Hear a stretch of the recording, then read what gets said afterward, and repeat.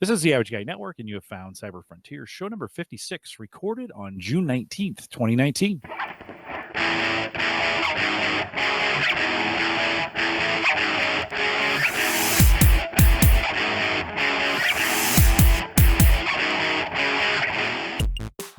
Here in Cyber Frontiers, we explore cybersecurity, big data, and the technologies that are shaping the future. If you have questions, comments, or contributions, you can send us an email, jim@theaverageguy.tv. Of course, you can track down that guy down here, over there, up there, wherever he's at.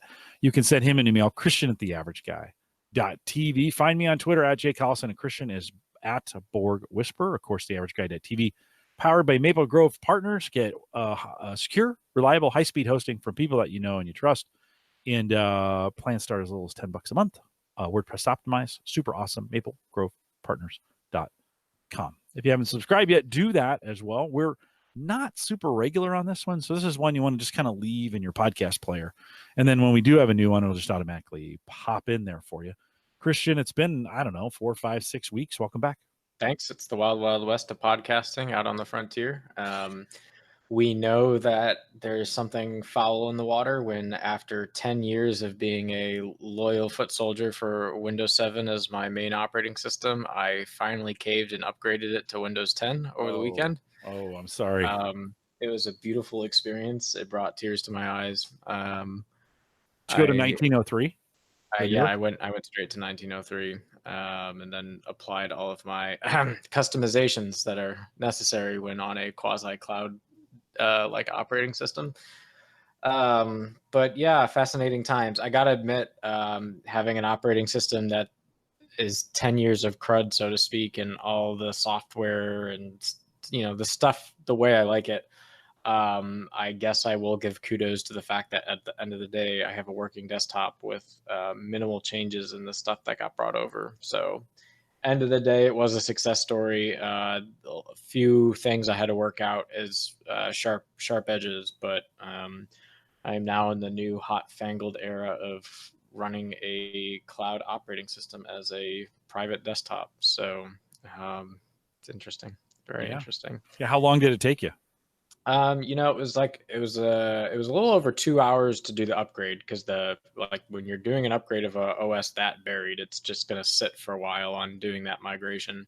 And then it took me most of the following day on and off, just kind of throughout the day, making the tweaks and slowly unrolling the things that were carried over, but still a little bit incompatible. And I just rewired a bit. So all in all, really not that bad to kind of have a day of downtime in terms of productivity to address this, because there were particular apps I wanted to run on this workstation with the way the rest of my development environment is set up, and starting to hit that edge of, well, you're not on Windows 10, so suck it, you can't run it.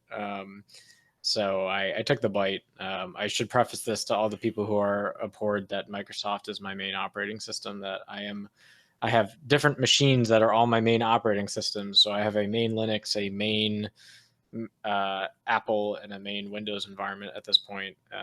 But my main Windows environment that I've had for a very long time, I've intentionally left at Windows 7 for a very long time. And I think we've talked before that I've experimented with different machine images of Windows 10 on different test boxes that I had to really get comfortable with what I was seeing before taking the plunge. But I am proud that I held out 4 years since the release of Windows 10 before adopting it. I felt like I got to watch a lot of other users pain at my own pleasure and my own profit when it was time for me to do the upgrade. So yeah, welcome to the world of Windows 10. I think we're going to talk a little bit later about maybe some of the issues, or Microsoft's having some security issues as well. I have been on the other end of it. I have been out in the insider community, at least on some of my boxes, for the better part of a couple of years. And I'm having a hard time telling what version is what anymore. I don't really even think of it. 1903 kind of came to my office this last weekend. And so I spent a bunch of time kind of making sure all the PCs were upgraded. I had a little problem with one of them and one of the miners on burst. I had to completely redo some things. I had to roll it back, change some things, and then actually reinstall 1903. So here's the good news. That was all possible So I rolled to 1903. It messed up the miner. And just insert the name of your program that didn't work, right? That's Yeah, you can just say that, right? And then exactly. I rolled it back in about 15 minutes. So just went into the settings, roll back, and went roll back to 1809, changed some things, kind of reset everything, and then upgraded again, and it worked the second time. And so that's one out of 7 boxes that happened to. The rest of them upgraded really cleanly, including some of the boxes that I have that are slow and small storage they've really figured out how to get this. If you always had a 32 gig hard drive, so to speak, on some of these really small form factor PCs, the old Windows 10, you were kind of host. You'd have to do this song and dance and tap your head and Yep. your belly. Now, they just work, which is kind of crazy. And so there are some good and bad, I think, to the upgrade cycle. I was going to wait again with 1903, just wait a couple weeks until it kind of forced me, and now they have a new with 1903. It's actually an option. It doesn't force you to do it. It kind of sits there in the update section and says, "Hey, when you're ready, Yep. you can update." It's like days of old, right?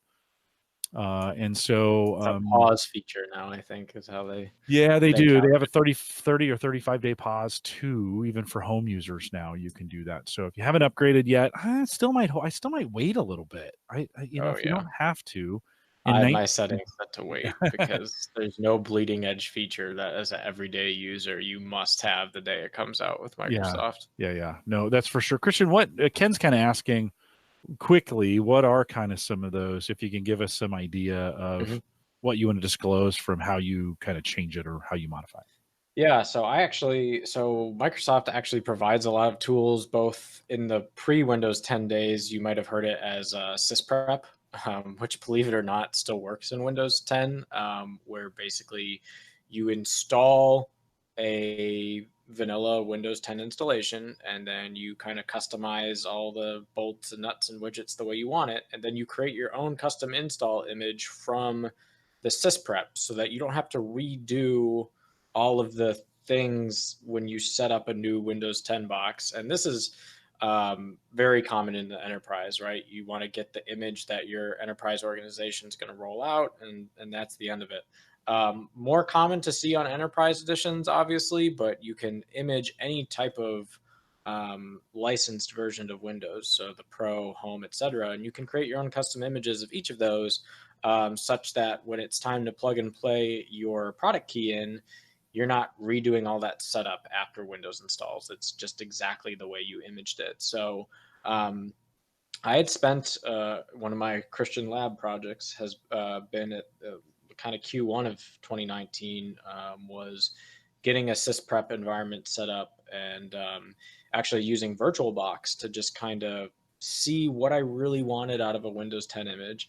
A lot of it was around the stability of it. So we talked about delaying Windows updates and making sure that instead of being on the bleeding edge channel, you're on the what they call the semi-annual release channel, which reduces the number of heavy hitting feature updates you're going to get to every 6 months. And then in addition to that, configuring it so that only security updates are the things that get applied immediately and feature updates get delayed by a minimum of up to a month. On the kind of cleanliness side of the house, I really don't like the cluttered look of when you install Windows 10 by default. That start menu is cluttered with a bunch of apps and tiles and just Microsoft UXP type apps running in the background that I'm not really interested in. I like more of the conventional Windows 7 desktop style. Um, so my image removes all of those tiles that are there by default, uninstalls all of the default Windows Store type applications that get bundled with the operating system, such that when I load my user profile, it's just the things I care about, and the start menu is decluttered, and I have a nice, clean, consolidated view. I also use a lot of the common privacy tools, whether it's Shut Up 10 or otherwise, to make sure I have a clean boot sequence, that I'm not sending more telemetry than I need to, etc. So there's a long laundry list there that I've been really spending some time researching and getting familiar with to understand what are the common sense things you can do that are low cost, high yield for having a cleaner operating system image to start with.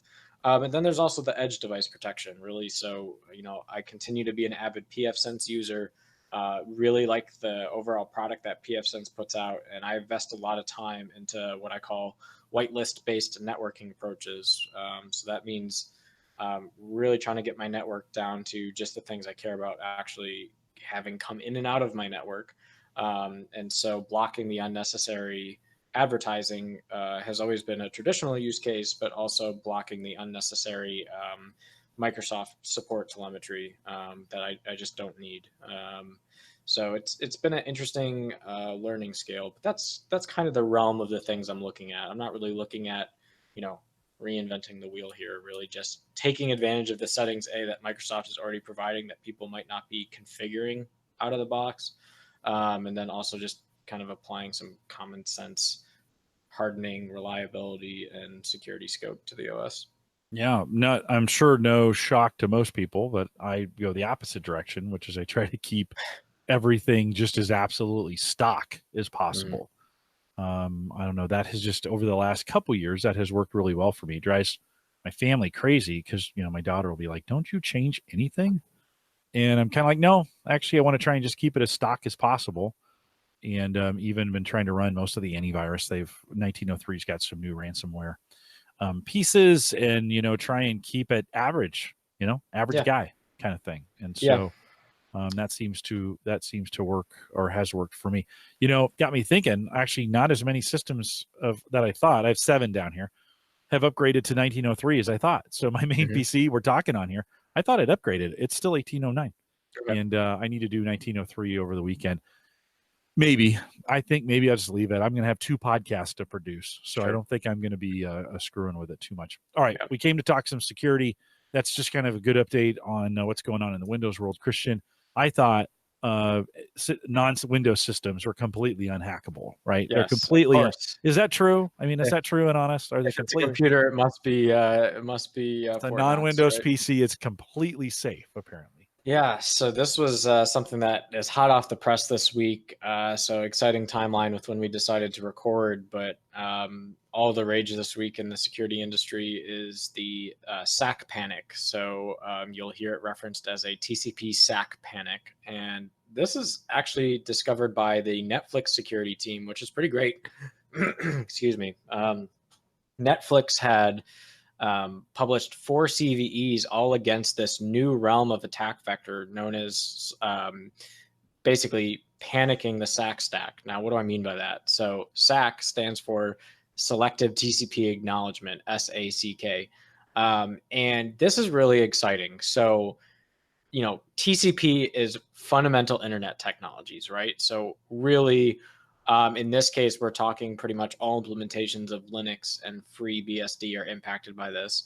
I have not yet done the research as to why um, Microsoft and Apple's implementation of this specification didn't go down this same rabbit hole. But essentially, 2 types of networking transport layers in the world. You have TCP and UDP.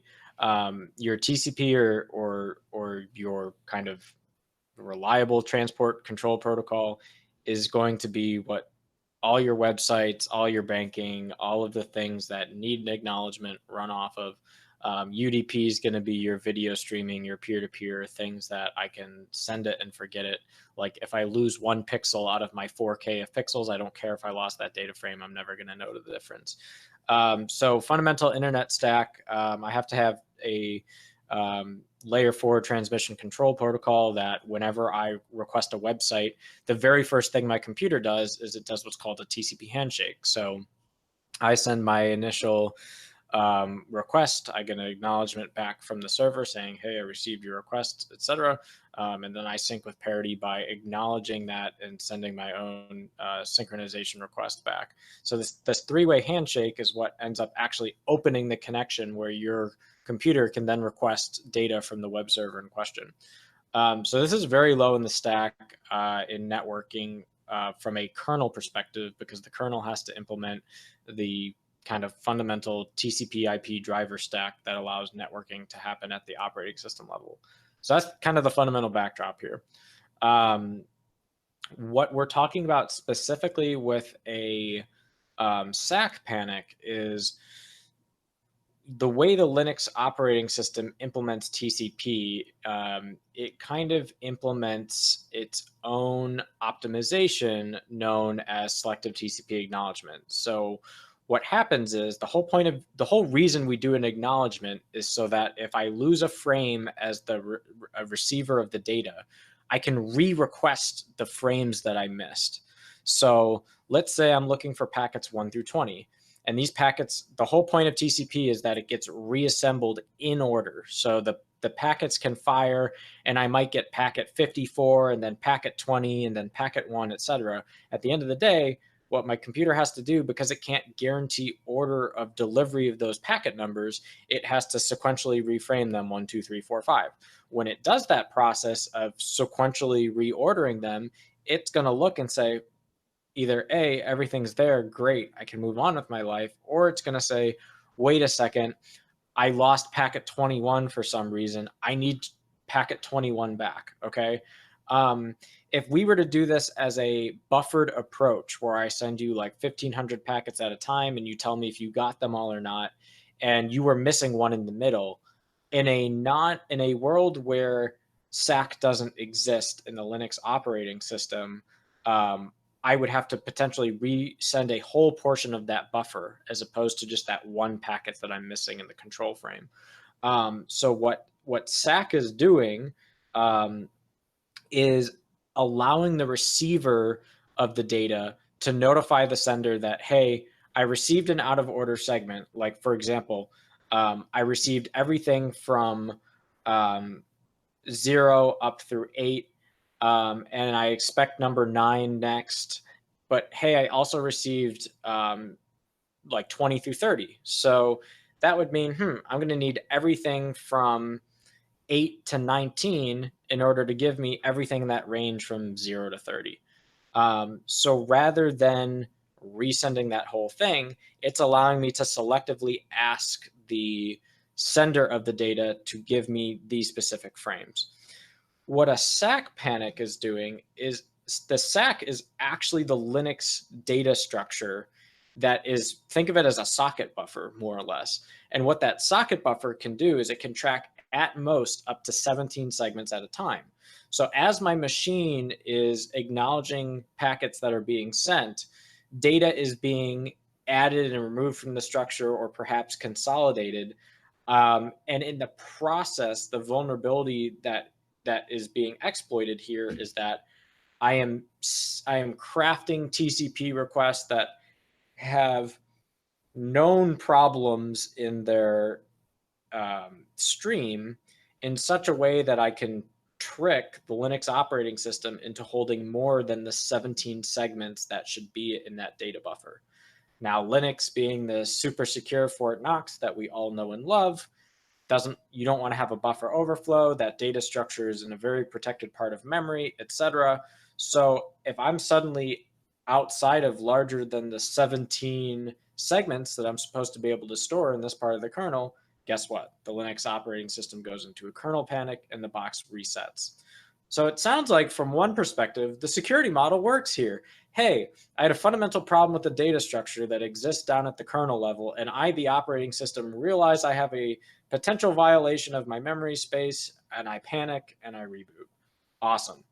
Awful news is that because that panic can be insinuated from the outside of the operating system by me communicating with you over an IP based internet network, I've fundamentally just created a mechanism to offer a distributed denial of service attack. So if you're a data center and you're running 10,000 Linux machines and I want to take your data center down, I can just start crafting these malicious packets, sending them to each one of your hosts. And because I will eventually, hopefully, be able to get that right sequence where your OS is going to store more than 17 frames in that buffer, one by one, your instances are going to start kernel panicking and rebooting. So I can directly impact the availability of your service, and I can do it in a widespread manner. So this is really a fantastical new attack vector, because when we think about the types of DOS attacks that we see today, many of them have been crafted at the HTTP server level. And so the fact that we're seeing something down at layer 4 as opposed to layer 7 really excites me. And the fact that it gets right into the low level kernel as opposed to the web server is also very exciting. It's not necessarily that you're gaining access to the machine or anything like that, but the fact that I have this very low level raw mechanism that's accessible remotely to impact the running state of your box, that's a very powerful tool. Because, smart Linux wizards know that this is a very powerful tool. These things get embargoed ahead of time. The vendors like Netflix that discover these things responsibly disclose them, talk to the internal Linux kernel community on best ways to go forth about patching and correcting them. And by the time they release something of this magnitude, all your core big providers have already been patched. So this is not something that is running out in the wild, just ready for the taking. Obviously, if you run your own infrastructure or you're small to medium business or you're doing some type of hosting of your own, definitely make sure you go get your latest upstream kernel patch and reboot if you're in a Linux environment. But if you're on your major cloud providers, this is an already mitigated issue for you. But really a fantastic, I don't know, I get really excited about new ways of thinking about attack vectors to old problems. Like DDoS is a very old problem. It's a very well-defined problem. To me, it's a very exhausting problem because DOS is boring for the most part. This kind of brought a new tasty way of thinking about DOS that was very exciting. And, it really kind of reminded me at a smaller scale, but reminded me of a network version of Spectre and Meltdown, only in the sense that Spectre and Meltdown brought a very new way of thinking about attacking computer hardware in a way that's fundamentally changing how we think about designing kernel architectures. Now we're talking about a network vulnerability that's making us think about how we implement kernel architectures properly. So this hit it out of the park for me as newsworthy this week, and I've really enjoyed following this. Christian, something like PF which would it be affected by something like this? Is that, or for the average user, if they were using that, would it show up or no? Yeah, great point. So maybe some folks don't know that pfSense is built off of the FreeBSD operating system, and the FreeBSD operating system is in the scope of vulnerabilities. I don't believe FreeBSD. So there were 4 variations of this that came out. I believe FreeBSD, I know, was at least vulnerable to one of the 4. I'm not sure about the other 3 precisely. However, the implication here is that you as a pfSense user would need to be allowing some kind of inbound traffic that uses TCP, either forwarding to something on the pfSense box or forwarding to an internal client that's running Linux. So yeah, maybe there's some possibilities, but probably low impact for pfSense in the sense that it's rare for a pfSense user, especially a home pfSense user, to expose things that are running directly on the gateway. Oftentimes, the gateway is being used to forward to internal services downstream that may be impacted by it. I'm not sure if the process of doing NAT translation would also impact the pfSense kernel as well. That is possible. But you would basically need to have a lot of different services that a malicious actor knew about that you were forwarding on your gateway that they were then sitting there and playing with. So Ken asks in chat, like, what about remote web admin access? Is that something that would you've opened up the port? So web is TCP. Yeah. So Yeah. in a way, is it possible? Yes. But like remote web access, when I hear that word, I think Microsoft remote web access, which is a Windows kernel. So the downstream server isn't going to get impacted. At worst, if there is the ability for NAT forwarding to also be impacted in this way in the pfSense kernel, your pfSense gateway might be the thing that panics and reboots, not the remote web access server. And we're not talking about malicious access to the box. We're talking Correct. about either consuming resources, right? So CPU spikes, Yep. or it reboots, and you could, I guess, you could continue to attack it. It would reboot, come back on, attack it, reboot, come back on, right? That's So right. it's constantly going through a reboot cycle. Would there be a way to discover this vulnerability? I mean, could you scan systems and see if it's running a particular instance and not patched, and then be able to run something against it? Would that be possible? Yeah, so far there's they've published what kernel versions have the fix. So you should be able to go and find and see if your current Linux version is running an exploited version. I do pfSense updates pretty regularly, and I'm just going to check right now, real quick, while we're live on air. But I don't believe I've seen the downstream patch come out for FreeBSD yet, which means that pfSense getting its patches from FreeBSD for something like this. I'm not seeing it yet in the pfSense dashboard as something they've pushed as a critical security update. So either they've identified that it's not going to impact this scenario, or the the version of FreeBSD in the latest pfSense is version 11.2.x of the FreeBSD kernel. So I'd have to check and look at those versions and see what's going on. But Joe brings up Unraid. That's another real popular piece of software in our community that is based on one of these variants. I don't know which one. Would that fall into the same boat? Not many are putting their Unraid servers in public correct. facing, right? But Correct. Yeah. I mean, and again, you have to ask yourself, like, why would an attacker want to DOS your home Unraid right, server, right? yeah, Like, we're talking about people who would want to go after like large websites or cloud infrastructure, or manage things where it's in their interest to take it down, right? There's not much profit motive or reason to go after home users in this particular exploit. yeah. With many more players in much bigger situations, this would Mhm. be a situation, right? They're not going to get any information, but they could begin to just wreak havoc. Yeah. Speaking of wreaking havoc, Target has been the target of havoc. That's all it. Yeah. I hate they paid what $160 million or something like this in I don't know. fines the last time. That now, no breach, so to speak, no customer information, but they've certainly had trouble taking people's money, and social has turned on them. Like the last week or two, or whenever this, whenever this was, has not been kind to them. Talk a little bit about what's going on there at Target. Yeah, so I kind of call it the false flag operation, right? I think when this headline first hit over the weekend, people were like, "Oh my gosh, Target breach!" Ugh. And it turned out just to be literally an outage for several hours, for sure, and then it, I believe, happened again a second time, for a second day in a row. And really, I mean, obviously there's customer impact of, I got to go to an ATM, get out cash, etc., to complete my purchase. That's not a great customer experience. But Target says in a statement yesterday that it confirmed it was not a data breach or security related issue, and that, quote, no guest information was compromised at any time.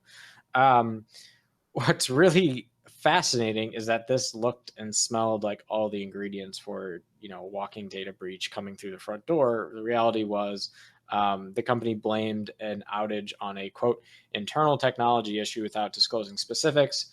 Of course, those specifics were later rumor wheeled in a USA Today article that came out on the 16th of June, and they basically attributed it to a vendor known as NCR, and again, saying it wasn't specific to the target technology system, but again, that's for the first outage.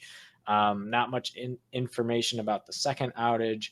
And really some kind of bland, boring commentary in that article about the fact that weekends are a normal maintenance window for IT shops. So this is normal for most people, except when you're retail, your biggest shoppers are coming in on the weekends. So like maybe you don't want to have that kind of upgrade cycle.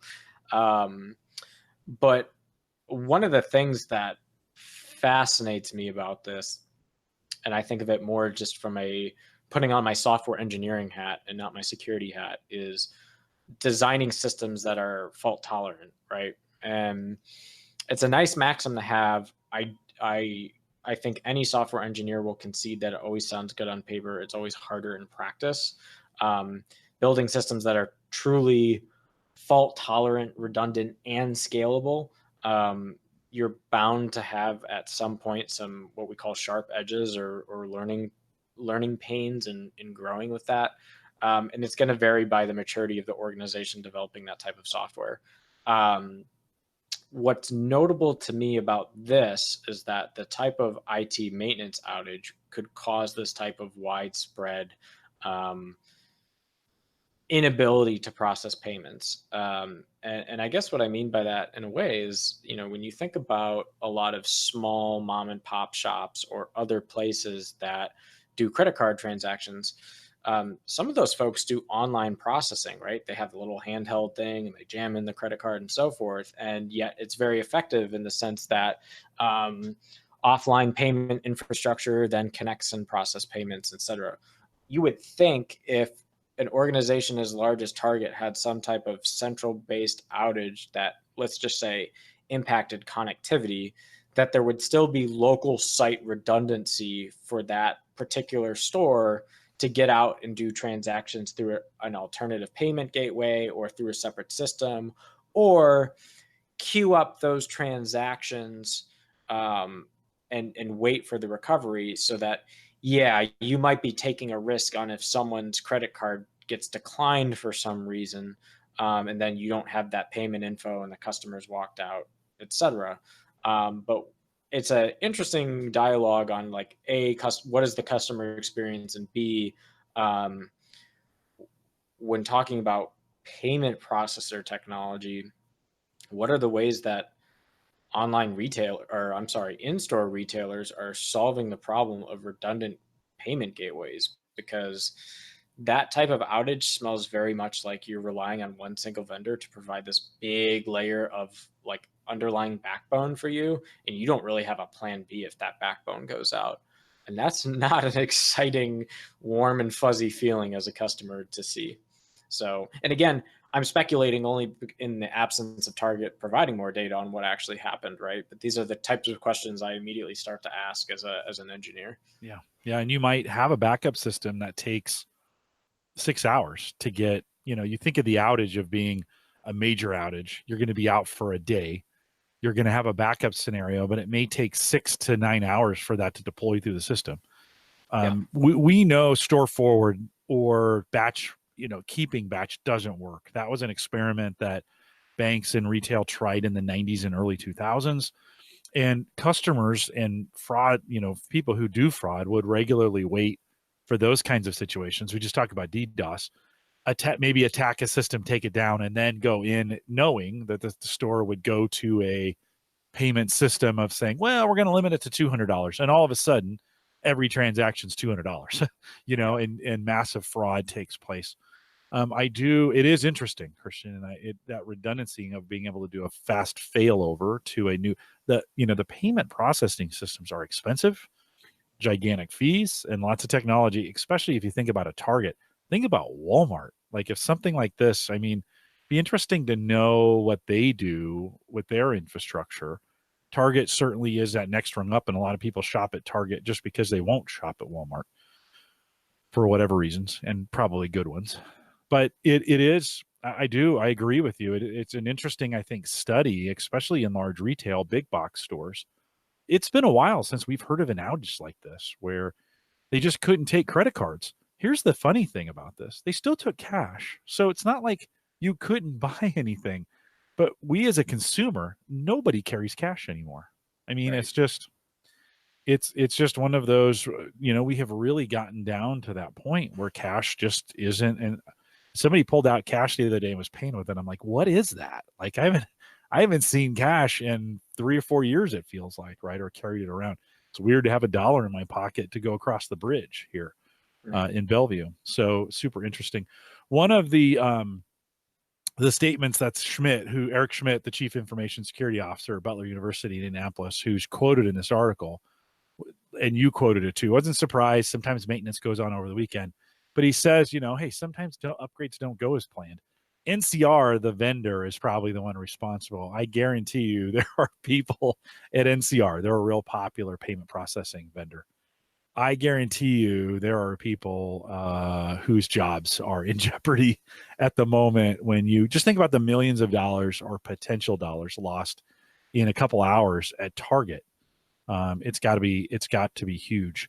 Interestingly enough, Target's last widespread register outage happened June 15th, 2014, exactly 5 years to the day, There you have it. right? There you have it. It's That's like the kind of stars align. that is kind of scary. So I'm actually surprised it doesn't happen more often, but maybe the big box stores, the Walmarts, the Targets, if you fill in the blanks, Home Depot, Office Depot, Lowe's, some of those stores, Best Buy. I don't know. Maybe they've got more of a backup system, like you're saying. That's in place. We started the show by talking about some Microsoft updates.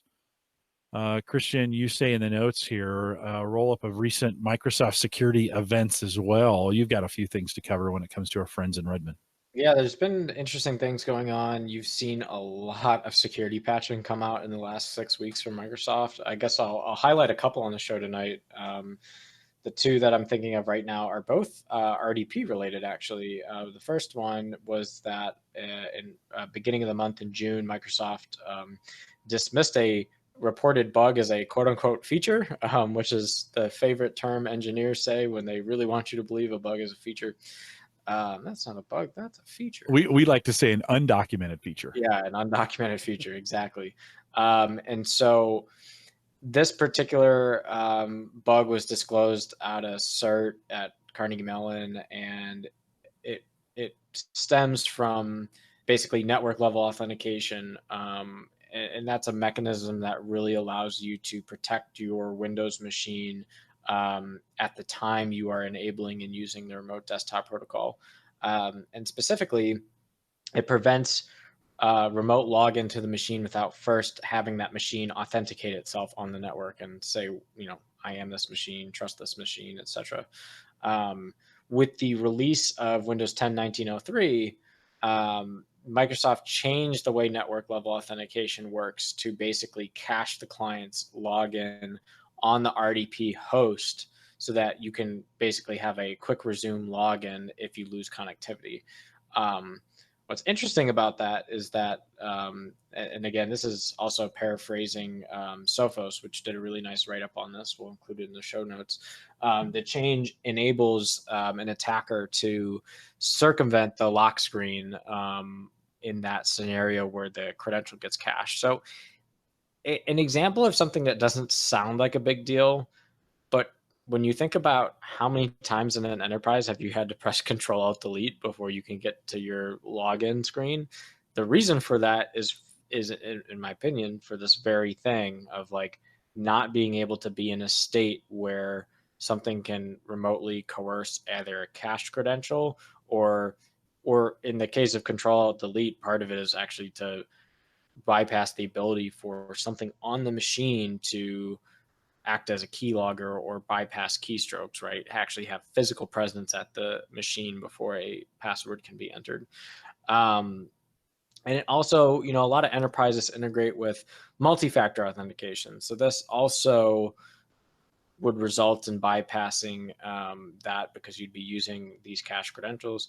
And of course, Microsoft responds by explaining this is a feature, not a bug. And we actually they quote it is quote what you are observing is Windows Server honoring network level authentication, which requires user credentials to allow connections to proceed in the earliest phase of connection. Those same creds are used logging the user into a session or reconnecting. As long as it's connected, the client will cache the credentials used for connecting and reuse them when it needs to auto reconnect so it can bypass NLA. But these colleagues kind of dispute. It's very interesting where security industry runs up against Microsoft, and they, almost, I would say, north of 95% of these types of disclosures would be immediately addressed. The fact that there was pushback on this one, kind of interesting anecdote. So take it for what you will. This is interesting because preceding this, 2 weeks prior, in the middle of May, Microsoft just kind of drops a cute little bombshell on the TechNet blog entitled "Prevent a Worm by Updating Remote Desktop Services." And I'll kind of paraphrase the blog post, but quote, "Today, Microsoft released a fix for a critical remote code execution vulnerability in remote desktop services." So this was the legacy terminal services component of many older Windows operating systems. RDP itself is not vulnerable. Again, another pre-authentication layer.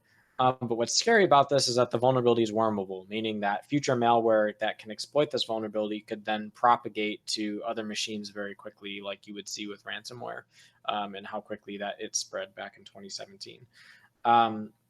More interesting is that vulnerable in support systems include Windows 7, 2008 R2, etc. And you can find downloads for those versions to patch and update them. But there's also out of support versions like Server 03 and XP. So, you know, you'd still be amazed how many people run those operating systems. And those folks, the guidance is, hey, you got to get to a real operating system. So you would have seen this come out as an emerging monthly or quarterly security update on the Windows 7 update line.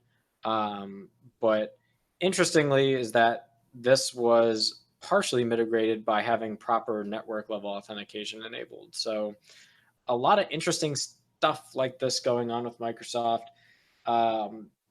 In general, I've seen a combination of these types of exploits coming out against Microsoft operating systems in combination with bad Windows update patches for Windows 10. One of the inherent reasons why have always been very skeptical about the operating system and its kind of continuous development and integration into home users' lives. So it's interesting. The end state in many cases is that like some of the Microsoft updates are causing just as much productivity harm as potential vulnerabilities and exploits that industry has to go deal with. So it's also been a very hot month for the Microsoft platform in general when we talk about the types of security updates that have been coming down the pike. Anything? I'd heard that maybe there was some 0-day exploit out there as well. Yes, yeah, that great call out. So that was probably the bigger one of the ones that I talked about so far. One of the security researchers known as Sandbox Escaper, her or she is not really a known entity, and she's very well known for just dumping stuff out in the wild that isn't responsibly disclosed. So in the past, stuff that she's disclosed, you have seen in the wild in real attacks.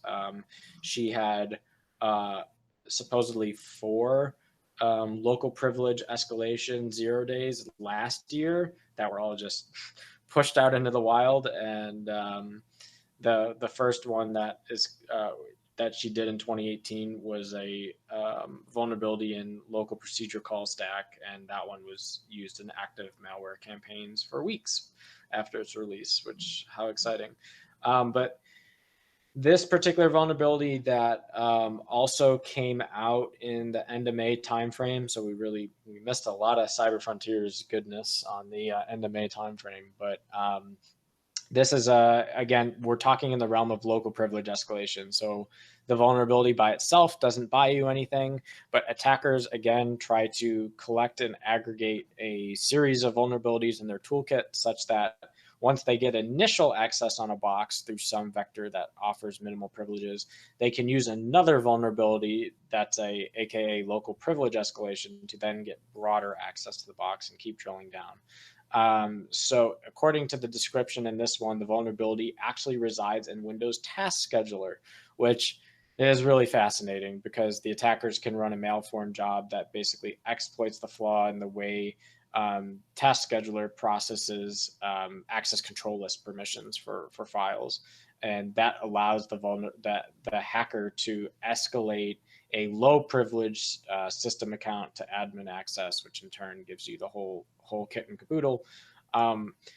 What's also fascinating is that the 0-day was only originally tested for Windows 10 32-bit, but task scheduler and the code base that makes up Windows Task Scheduler goes all the way back to Windows XP. And so I don't think it would take very much at all for this 0-day to be adapted to work across the Windows operating system platform.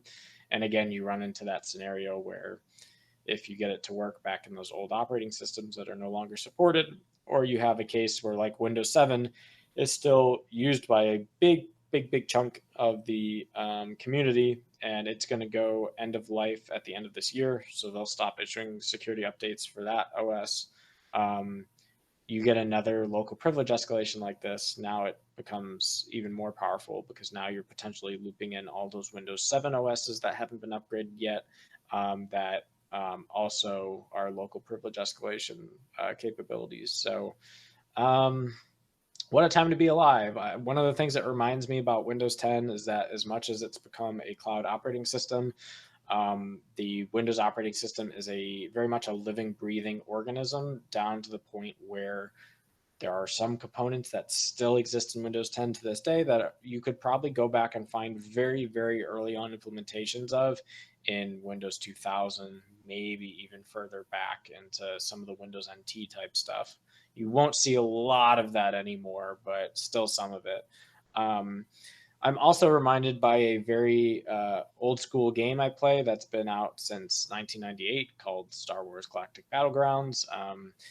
Most geeks will know it by the name of Age of Empires 2, which was an iconic game engine that Microsoft came out with back in the days of Windows 98 and onward. And this ran off of what was called Microsoft Direct Play, which was pre DirectX. So all your hot games today run off DirectX 12. They have all these advanced graphics capabilities that game producers use, and all the graphics cards leverage that DirectX standard when providing you these amazing 4K views. Um, Old school games like Age of Empires runs on Direct Play, which is pre DirectX 8. So think old school graphical environment. Believe it or not, Microsoft is nice to the kindred geeks like myself, and they offer legacy component support for Direct Play in a modern Windows 10 operating system. So they literally have ported code that has existed for a minimum of 20 years, if not more, because I think it did go back. I think its early roots were either at the end of Windows 95 or the beginning of Windows 98. A little spotty on that. But TLDR, code lives, breathes, persists, and iterate over time. And then on top of that, Microsoft has this huge push for ensuring compatibility on their platforms, in their modern day platforms, which is one of the things I actually appreciate about Windows 10. The result of that is that if you can find a vulnerability that kind of goes back all the way through that history, you can now thread the needle of time and create local privilege escalations that kind of work across the iterative stack of Microsoft operating systems. Do I need, as a user, do I need to be concerned about these, these 0-day? Not as much if you're on a modern operating system like Windows 10 and you are immediately accepting those security patches and not delaying them, like the feature patches, which I kind of do recommend to users who want stability. Then you're covered from stuff like this. It's from people who are not doing updates or are on pre Windows 10, where it's for the most part people would maybe download updates but not install them and so forth. Yeah, that's where the concern starts to bake in more and more. Okay. And to be fair, we blasted a little bit on Microsoft, but Google has not been without its issues as well. I haven't heard about these, so Yeah. thanks for bringing them up. Oh yeah, and switching the spectrums, going back to lack of availability. This has kind of been Google's MO over the last month. They had two pretty bad events.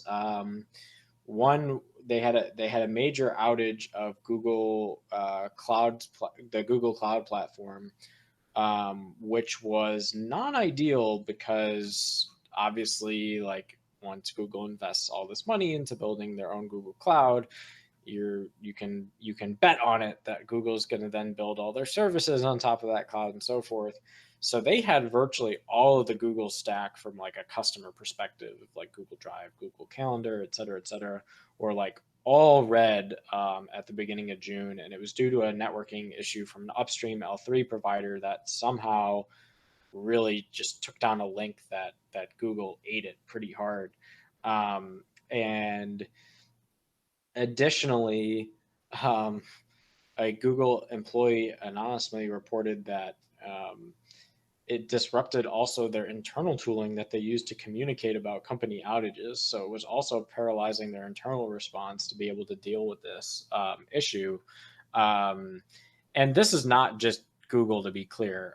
In January, a similar level 3 outage had caused auth to go down for all of Microsoft Azure. So it's a possibility thing. This is why you have redundant links, redundant service providers, etc. So unclear to me specifically why this network outage was not something they could reroute around quickly, but it did take down a big, broad spectrum of their ability to authenticate and log into your Google, use your Google services. Gmail was down for a couple hours, etc. And then like a ringing from the past, on June 18th, which was yesterday, the day before recording this show. Google Cloud and G Suite had another uptime sputter where Google Calendar was down for quite some period of time.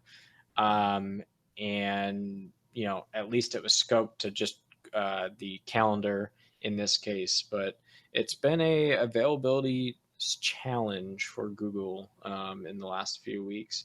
Two incidents don't necessarily seem related, but definitely um, calls into question what's the source of some of these availability concerns for Google. Well, and it gets a little sticky when now Google, who owns Nest, has devices that can connect that you're trying to maybe unlock or get security information from or get, alerts of things that are going on that when you have outages like this, could it affect the AC shuts off in your house, right? And it's 115 degrees outside. Does that Yeah. seem to be a problem?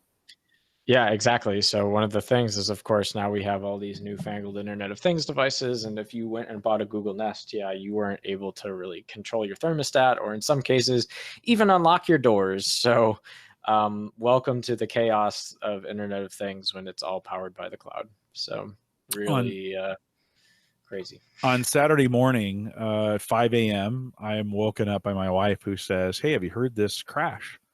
I'm like, "No, I was sleeping, but there was a crash." She's like, "Yeah, I heard this, and the power went off, Hmm. and so everything was out in the house, and so I don't know. We went around. All my UPSs are beeping, right, and so I go down. I computers are still running, which is great. My UPSs worked, right, so I safely shut them down, send a few notes to folks and say, I'm going back to bed. So 5:30, I'm back in bed. About 8 or so, I get up. Power is still off. She goes to the store to do some stuff. It comes on about 8:30. And sure enough, a garbage truck had lost control and run into a pole just down the street. Wow. Took it, taken out power. This doesn't happen very often. Like Yeah. took out the pole and the internet. Power came up about 8:30. Internet didn't come up till close to noon. I ended up running into work to do Ask the Podcast Coach on Saturday morning. But it was one of those things where the power came up, all the Amazon devices came on, everything was up, but we couldn't turn on lights with our voice. We couldn't, I mean, there's all that automation didn't work because I didn't have an internet connection. And that kind of got me thinking like, okay, I need to have a really viable option. You mentioned NCR and Target and having a backup. I probably need to think a little bit better about my internet backup solution. So thinking through what would I do to get my phone now put in in between the modem and the router for the house. What could I do, Christian? And maybe I'll just ask you, this is not in the show notes. What should I do if I wanted to use my phone to run the whole house at that point? What do you think are my options to kind of insert that in between without having to do a bunch of mumbo jumbo, to get it done? Yeah, so I kind of believe in if you're really like in that home geek mode and you have something like a PF Sense, and actually I don't do this today, so I guess I can't recommend testimonials to it. But if you have a device that can do Wi-Fi, and you put a Wi-Fi card in your PF Sense box, which is acting as your gateway for everything else, then when you have an outage and you have something like an iPhone on Verizon that has unlimited data and can hotspot, you you set your pfSense gateway to Wi-Fi connect to your phone's hotspot, and then your whole house is lit up against that phone connection. So if you need to temporarily get out for a period of time and you're not dealing with cables, that's a very fast way to not have to disturb any of the devices in your home, but have them get out some type of internet connection. Now, you're Mhm. not going to want to have 20 devices go Netflix streaming off of that, and you're going to have to be careful of your data caps, but at least it will allow people to stay on the internet and get things like their Nest and so forth when your local internet fiber is cut. Yeah. Now I don't. I've taken PFSense out, and I have just a Bit Defender box that I'm using. I really, really like. But maybe that's a case to have a piece of hardware sitting around, waiting for that moment to say, okay, I'm going to insert this in, turn it on, insert it in, connect it to my phone, and then get connected to the internet. Joe's asking, wasn't that the selling point of Habitat? That was a vendor we had on that kind of simplifies or brings together all of this.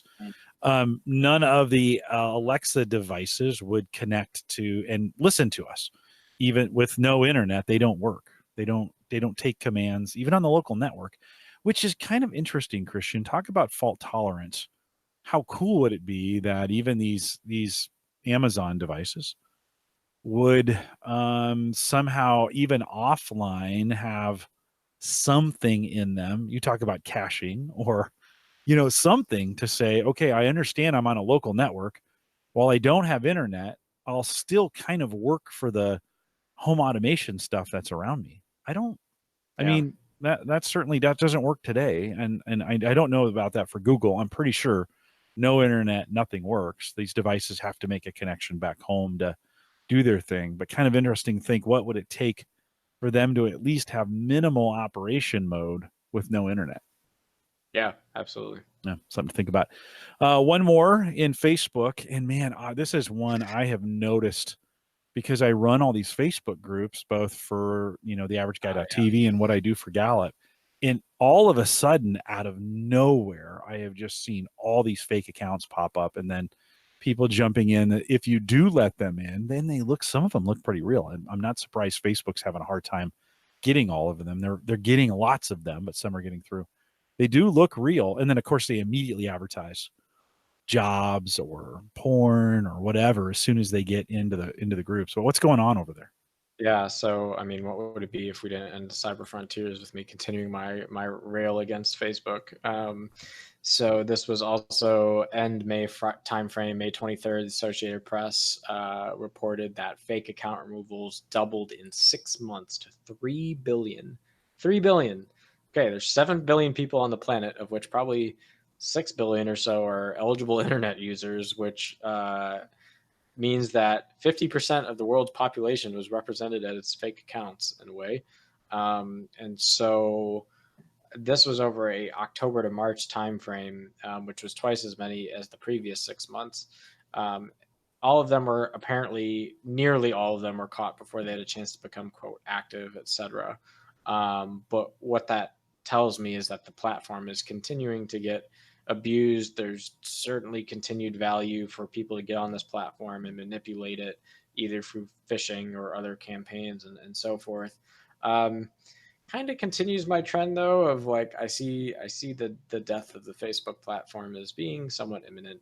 Um, I You've probably seen some reporting on WhatsApp lately that'll make you scratch your head. You've probably seen some other things that Facebook owns that makes you scratch your head. And then, of course, the ultimate head scratcher. So, the last Cyber Frontier show, I think I talked a little bit about how I was blown away that, Facebook, who has done a lot of trust damage to their user base, um, suddenly announced they were going to be this great provider of secure encrypted private messaging, which is the antithesis of what Facebook's MO has been with your data all along. And then out of left field, as if that wasn't as fantastical enough, Facebook announces their own cryptocurrency this week, and it's like, what? Like, really? We're going here? And so they announced this Libra cryptocurrency and all these new use cases and how they won't fully control it, but they'll just kind of get this one vote and there'll be a governance model and they want it to be the future of PayPal. And, this all sounds the super well and good, happy next iteration. I guarantee you this is a giant distraction to like get into some new technology, change their branding and their scope of what Facebook does. I haven't the faintest idea if I really have. This just hit me, so I can't really give a fair assessment other than to say the gut reaction here is like they're getting in the blockchain game a little bit late. It doesn't mean they don't have really smart people to go and do these things, but I can't trust them with very basic things anymore. Why am I suddenly going to trust them to then deal with all my quote unquote finances? Um, and there's huge risk here. I mean, you think about what happened with some of the data that was leaked from Facebook in the last few years, and you can only imagine the type of data that could be at risk if Facebook gets into this kind of financial market in this way. Now, their big spin on this is that they claim that it's going to, quote, Libra will empower fans in underserved markets by enabling financial inclusion. I know that's a great marketing pitch. I just don't know what that means yet. Like, I don't know how you put this in the hands of underserved populations and how they're going to intrinsically benefit from it. So, call me a skeptic, but this seems like a huge distraction that may actually just work because it's just so wild and fantastically out of the box to where Facebook has been the last couple of years. They might get some serious attention on this. I don't know, but they certainly have done nothing to earn my trust back with their regular stuff, and this doesn't help put them in the plus column in that respect. It has been great for cryptocurrency. Let's just be honest. Oh yeah, Well, oh the yes, crypto markets have been doing pretty well without this, but they did move a little bit on yeah. this One announcement. Bitcoin's back up to almost Yeah, 9,200 as of right now, which and is double what it had been. we Um, June 5th, so 2 weeks ago, it was about 1,500 less. So yeah, yeah. No, pretty big jump. it's moved nicely. I don't, who knows if that Facebook, it had been moving before this announcement pretty nicely. But yeah, no, Christian, I actually agree with you. I have been the kind of on the other side of your Facebook negativity of saying, I use it a ton. I'm in it for work, some of those kinds of things. But it's getting harder and harder for me to, we use it for groups, and Yeah, groups are kind of the one enclave because you sure. can control them so tightly Yeah.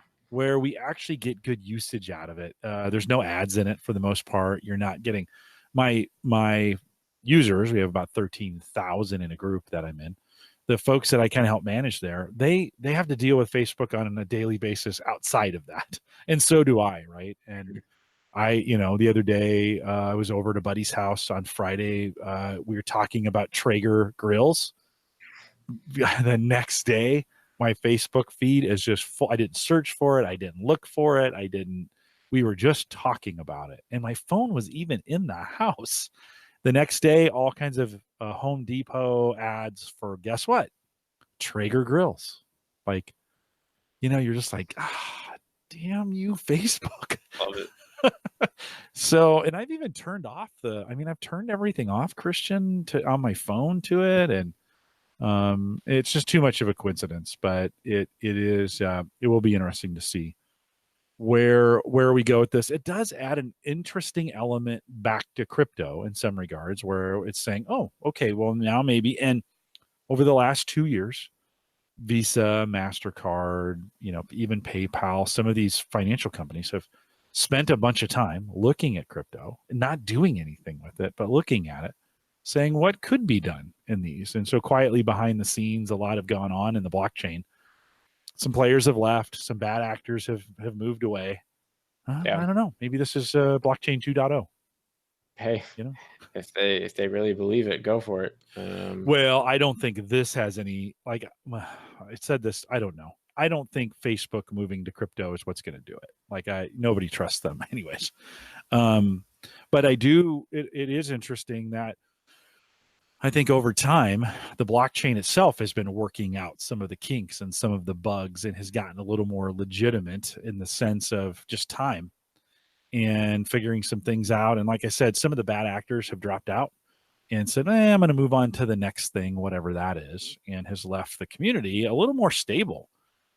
This rise in crypto or in Bitcoin and some of the other coins that go along with it has been pretty controlled and not very, not the crazy up and downs that we saw back in, fall of 2017.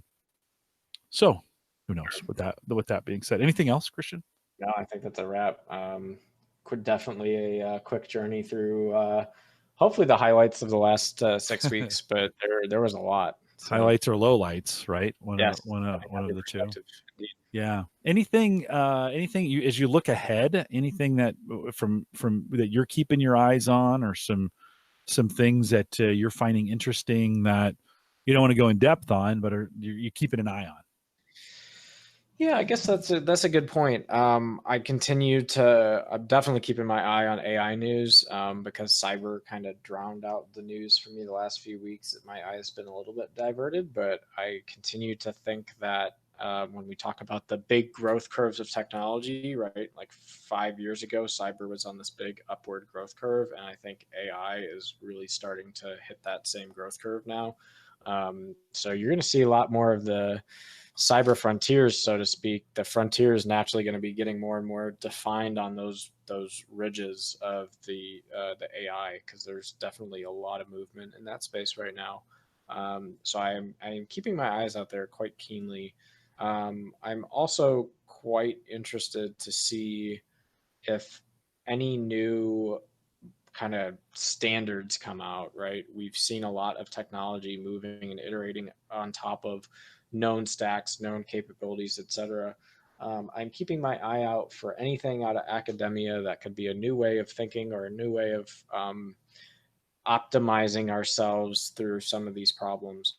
I need to find and pull into our next show. There was an article I had seen a few weeks ago on a research paper where a student had provided a new mechanism for, so there are, you might have heard of like NP problems in computer science or NP hard problems, or basically problems that would take a computer longer than many lifetimes to solve.